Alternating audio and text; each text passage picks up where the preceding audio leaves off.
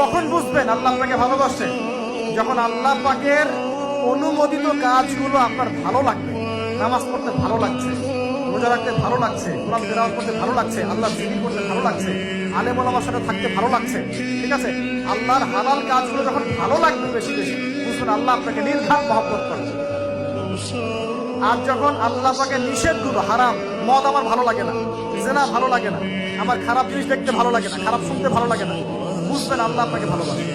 আর যখন দেখবেন খারাপের পিছনে আপনার ঝোঁক বেশি, দুর্নীতি করতে ভালো লাগে, সুদ খাইতে ভালো লাগে, ঘুষ খাইতে ভালো লাগে, কাউকে ঠকাইলে মনে হয় আমি স্মার্ট হয়ে গেলাম, হ্যাঁ, মানুষের টাকা আত্মসাৎ করতে ভালো লাগে, নামাজ না পড়ে ঘুম দিতে ভালো লাগে, ঠিক আছে, রমজান মাসে বিড়ি টানতে ভালো লাগে, ঠিক আছে, মেয়ের সাথে যে টাঙ্কি মারতে ভালো লাগে, তখন বুঝবেন যে আল্লাহ আপনাকে এখনো ভালোবাসেন বা আপনি আল্লাহর ভালোবাসা পাওয়ার যোগ্যতা হারিয়ে ফেলেছেন। আল্লাহ পাক আমাদেরকে বোঝার তৌফিক দান করুন।